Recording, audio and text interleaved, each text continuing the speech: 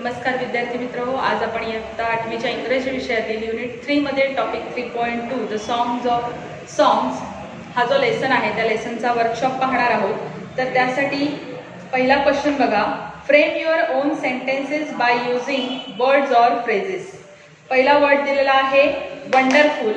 तर वंडरफुल या वर्ड वरून आपल्याला सेंटेन्स तयार करायचा आहे, लक्षात घ्या। तर what a wonderful scene that was. What a wonderful scene that was. तर अशा प्रकारे आपण वंडरफुल हा वर्ड वापरून सेंटेन्स तयार करू शकतो, हे लक्षात घ्या। दुसरा वर्ड दिलेला आहे super.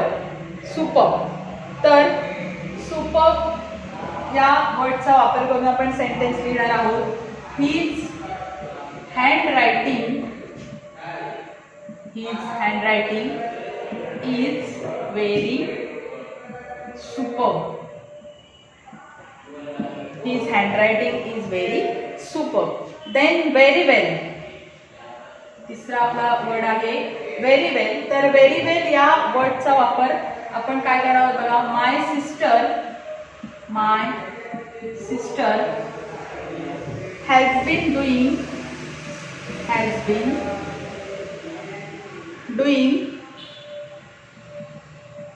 Very well in her studies. अशा प्रकारे आपण व्हेरी वेल या वर्डचा वापर केलेला आहे।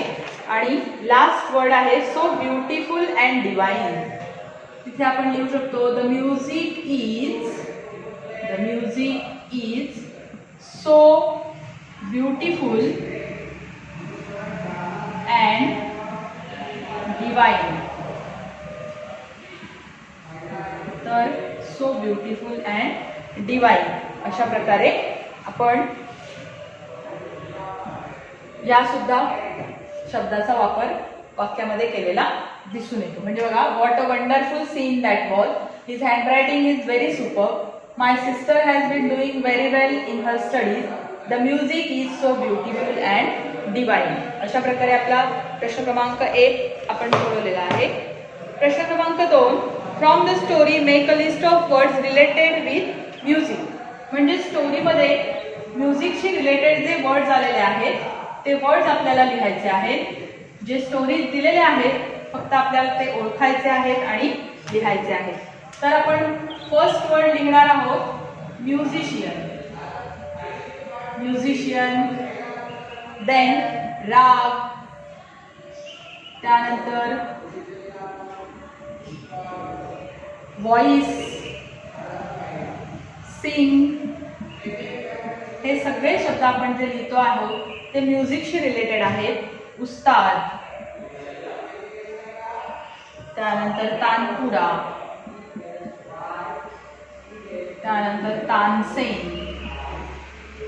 आणि म्युझिक टीचर। अशा प्रकारे म्युझिकशी रिलेटेड वर्ड्स आपल्याला लिहिता येतात, हे लक्षात घ्या। Question number 3, who said to whom and when or why। मला कॉलम दिलेला आहे who said to whom, who, when and when, why। पहिलं बघा sentence, then I must have him sing in my court. Then I must have him sing in my court. Who said, Akbar said. whom, Tansen. when or why, when Tansen said someone sings better than him। Question number 2, I shall go as a humble lover of music। Who said, Akbar। When, whom, Tansen। When Tansen told Akbar that he would not come। Question number 3, what has happened to you? Who said, Sant Haridas। Whom, Tansen। And when he made a deliberate mistakes। Question number 4, how can I expect my music to be so beautiful and divine? Who said? Tansen said. whom Akbar, and when Akbar asked him why he couldn't sing like his guru. अशा प्रकारे आपला question number 3 आपण सोडवलेला आहे. Question number 4, match the sentence with their types. 2 column दिलेले आहेत, sentence दिलेले आहेत आणि त्या सेंटेन्सचे टाइप्स म्हणजे वाक्य दिलेले आहेत आणि वाक्याचे प्रकार दिलेले आहेत. तर वाक्य कोणत्या प्रकारचं आहे ते योग्य प्रकारे ओळखून आपल्याला जोड्या जुळवायच्या आहेत. प्रश्न क्रमांक 1, what has happen to you. What has happen to you हे जे सेंटेन्स आहे ते कोणत्या प्रकारचं दिलेलं आहे हे लक्षात घ्या. प्रश्न विचारलेला आहे त्यामुळे इंटरोगेटिव्ह सेंटेन्स आहे. Interrogative sentence. इंटरोगेटिव्ह सेंटेन्स म्हणजेच प्रश्नार्थक वाक्य. प्रश्नार्थक वाक्य हे पहिलं. दुसरं बघा, I am long past the age of singing. Simple sentence आहे त्यामुळे आपण तिथे स्टेटमेंट हे त्याचं उत्तर आहे. स्टेटमेंट टाइप सेंटेन्स आहे. असर्टिव्ह सेंटेन्स आहे म्हणजेच होकारार्थी सेंटेन्स आहे त्यामुळे अशा पद्धतीने लिहू शकतो. त्यानंतर वंडरफुल. आता वंडरफुल या सेंटेन्सच्या शेवटी तिथे एक्सक्लेमेशन मार्क आहे त्यामुळे अर्थातच ते एक्सक्लेमेटरी सेंटेन्स आहे. Exclamatory sentence. 4th बघा, नो नॉट इवन देन. आता या वाक्यामध्ये नो आणि नॉट हे निगेटिव्ह वर्ड्स वापरलेले आहेत त्यामुळे तिथे निगेटिव्ह सेंटेन्स हे जे सेंटेन्स आहे ते निगेटिव्ह सेंटेन्स आहे हे आपल्या लक्षात येईल. आणि last, take me to him. Take me to him हे जे एक्झाम्पल आहे त्याचे वाक्याची सुरुवात टेक या वर्बने झालेली आहे आणि जेव्हा वाक्याची सुरुवात वर्बने झालेली असते तेव्हा ते वाक्य इम्परेटिव्ह सेंटेन्स असतं म्हणजेच आज्ञार्थी वाक्य. Imperative sentence. अशा प्रकारे आपण क्वेश्चन नंबर 4 सॉल्व्ह करू शकतो हे लक्षात घ्या. Question number 5, make as many words as you can from the words exasperated. म्हणजेच एक्झास्परेटेड हा वर्ड दिलेला आहे आणि त्या वर्डपासून आपल्याला वेगवेगळे शब्द तयार करायचे आहेत हे लक्षात घ्या. आता एक्झास्परेटेड हा जो वर्ड दिलेला आहे त्यापासून आपल्याला स्मॉल वर्ड तयार करायचे. त्यामुळे स्मॉल वर्ड तयार करत असताना तुम्हाला त्या शब्दातलेच लेटर्स वापरून काय करायचं आहे, शब्द तयार करायचे आहे.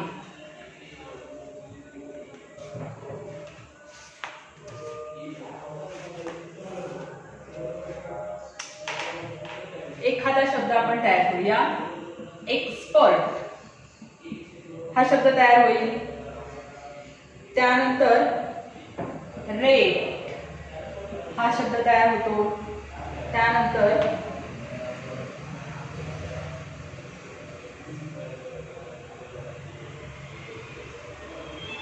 एक्स्ट्रा हा शब्द तयार होतो. त्यानंतर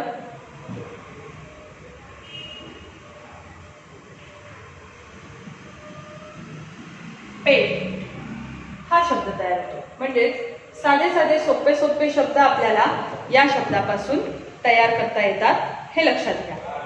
question number 6, write T for true, N T for not true and CNS for can not say. First sentence बघा. Emperor Akbar greatly admired Tansen's music but now he was bored with it. Answer आहे NT means not true. Second, Akbar was arrogant and expected all his subjects to obey his commands. Answer आहे NT म्हणजेच not true. Third, गुरुजी recognize the king. Answer आहे CNS म्हणजेच cannot say. Fourth, in spite of being a great singer, Tansen continued to make deliberate mistakes. T म्हणजेच true. आणि last any effort dedicated to God turns to be the best. Answer आहे T म्हणजेच true. तर अशा पद्धतीने आपला question number 6 जो आहे तो सॉल्व करून झालेला आहे. C question number 7. Discuss and write briefly. First, what would happen if the emperor Akbar would summon Sant Haridas. बघा, म्हणजे अकबर बादशाहने संत हरिदासांना बोलावणे पाठवले असते तर काय झाले असते. If the emperor Akbar would समन Sant Haridas, he wouldn't have come to his court. The emperor would have been felt insulted, and even Tansen would have been hurt. And if he wouldn't have come to his court, the emperor would have given him punishment by bringing him in front of him by sending his men. He would not be able to listen to the music of Sant Haridas. Then question number 2. What if you find a blind person singing songs melodiously for begging. म्हणजे एखाद्या अंध व्यक्तीला एखादं सुरेल गाणं गाण्यात गात असताना भीक मागत असताना पाहिल्यास तुम्ही काय कराल. म्हणजे एखादी अंध व्यक्ती गाणं गात असेल आणि गाणं गात असताना जर ती व्यक्ती भीक मागत असेल तर तुम्ही काय कराल. If I find a blind person singing songs melodiously for begging, I would ask him about his educational qualifications in music. If he is well qualified, I will take him to my school and I will request my school authorities to depute him as a music teacher so that we would enjoy his melodious voice and would earn his bread and butter instead of begging. अशा प्रकारे आपण question number 7 solve केलेला आहे. Question number 8. Study the underline groups of words. खाली आपल्याला काही शब्द दिलेले आहेत आणि शब्द अंडरलाईन केलेले आहेत. ग्रुप्स ऑफ वर्ड्स म्हणजे शब्दांचा समूह जो आहे तो अंडरलाईन केलेला आहे. ते आपल्याला काय ओळखायचंय बघा. He wore a shirt made of cotton. He wore a shirt which was made of cotton.